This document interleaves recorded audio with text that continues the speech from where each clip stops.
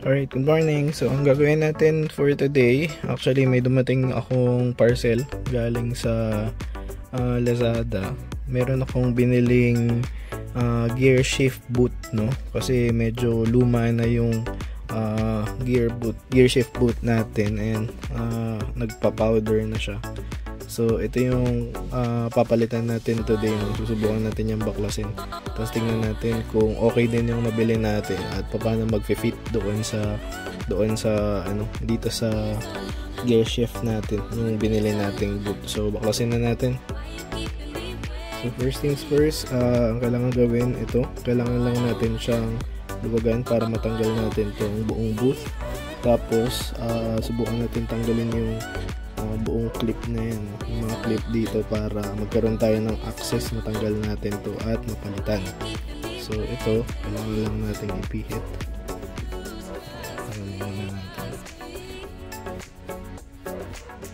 Yung knob. Natanggal na yung knob.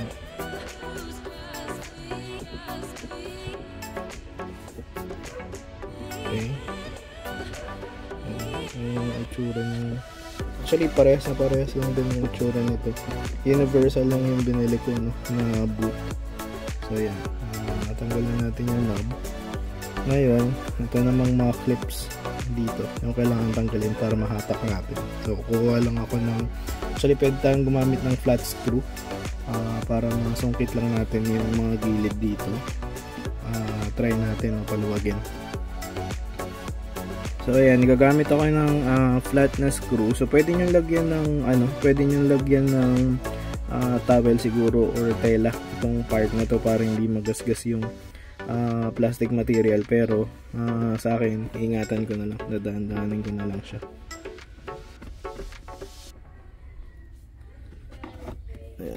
Ayan, okay.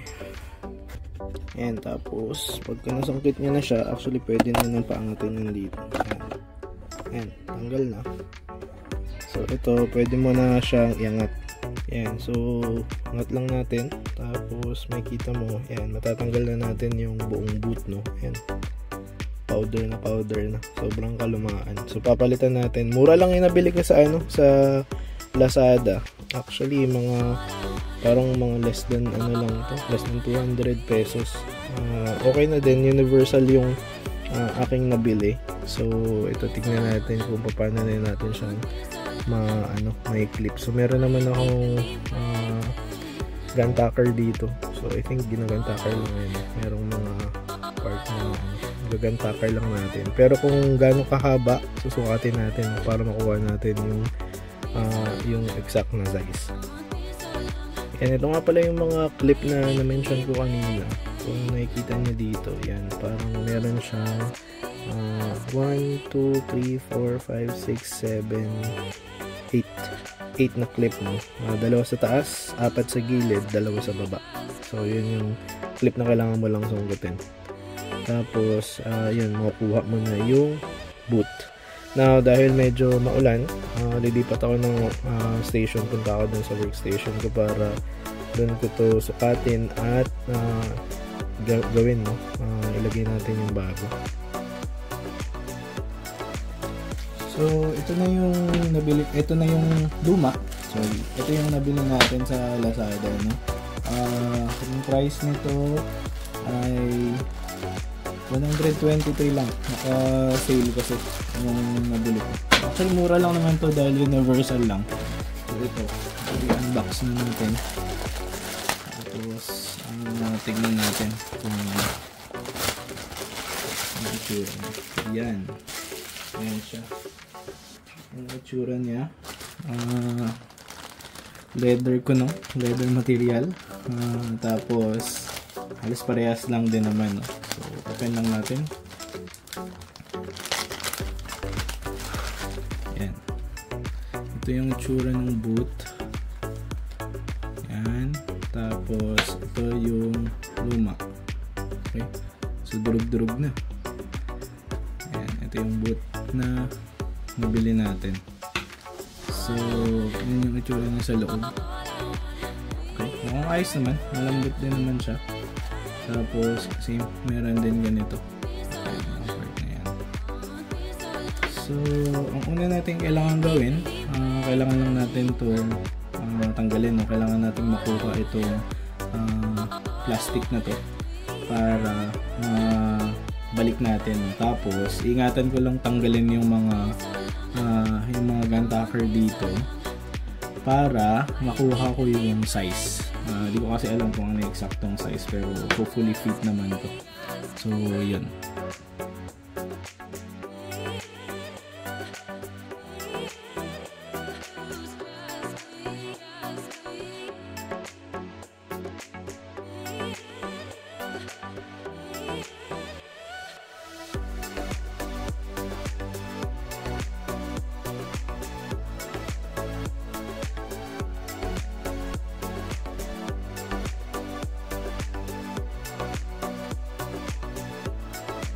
So ayun, natanggal na natin, no, lahat ng mga lumang gun tucker.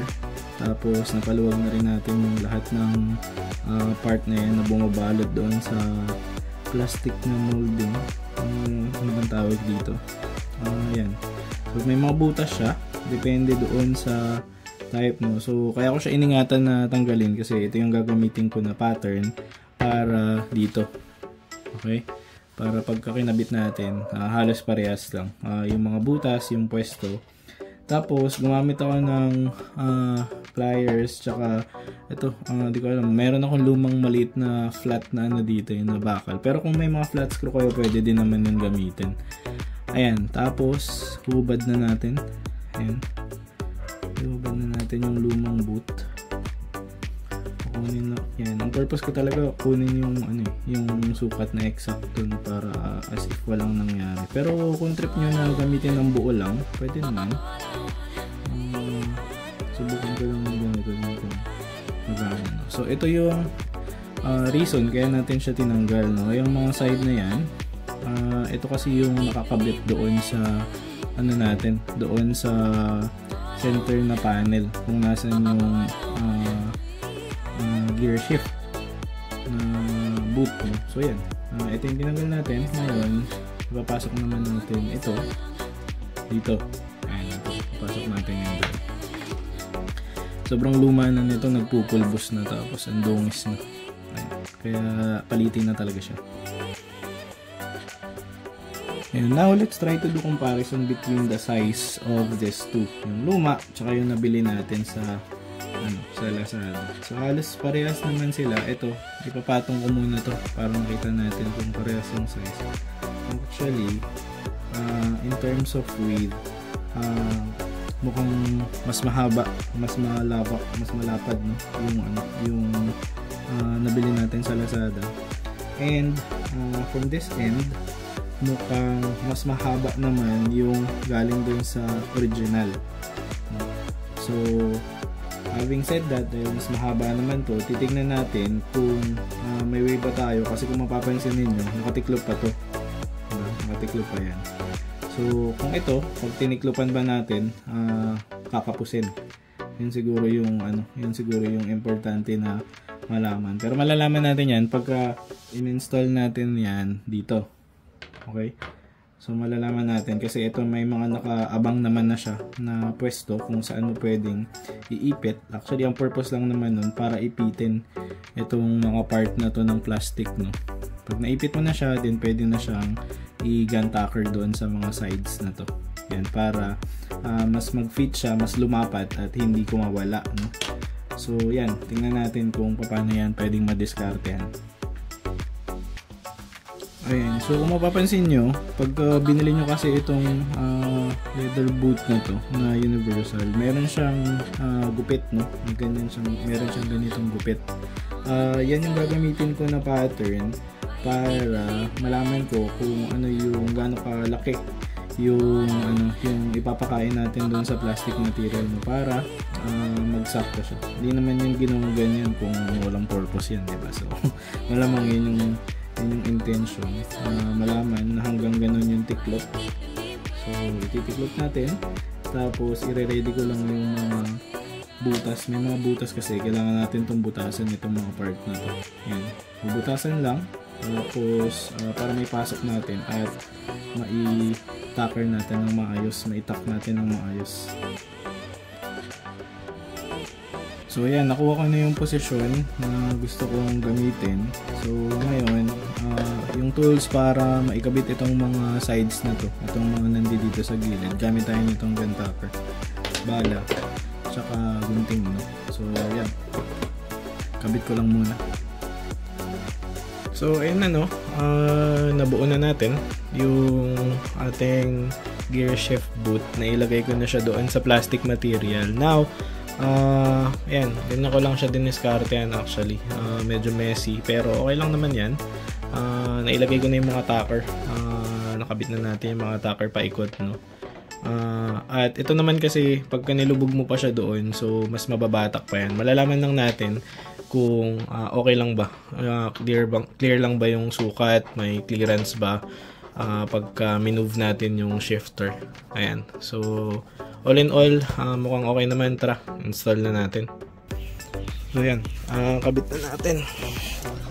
Total, na-setup na natin yung boot. So kung paano natin tinanggal, ganun lang natin ulit ibabalik. Dun sa mas malawak, or mas malaking side, dito siya. Kasi mas masikip dun sa kabila, ano. So ipapasok lang muna natin yung ganyan. Maganda ng tingnan, no? Mas malinis-linis na tingnan. Pasok na muna natin.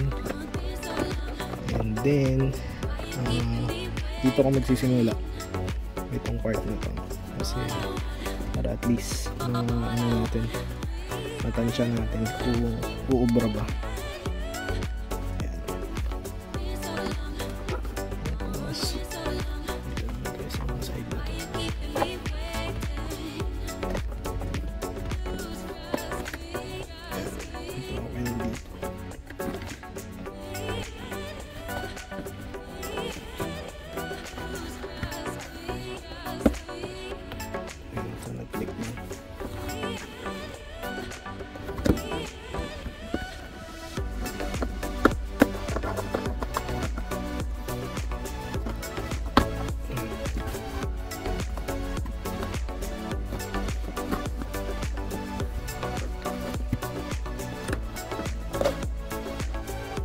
Good din dyan.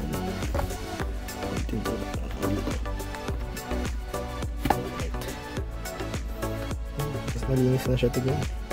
Kakabit ko lang yung knob. Tapos try natin. Balik lang natin yung knob. Sakto naman. Balik lang natin bahagya. Okay. Ayun, ikot ko lang ito ng konti para naman ano, ayos, pagod na. Gusto natin i-cambio kung sasabit mo, wala naman. Turn gear. Okay. All good, all good. So yun lang, so mabilisan din, hindi ko alam kung mabilis pero yun yung overall na ginawa natin para sa pagpalit nitong gear shift na boot.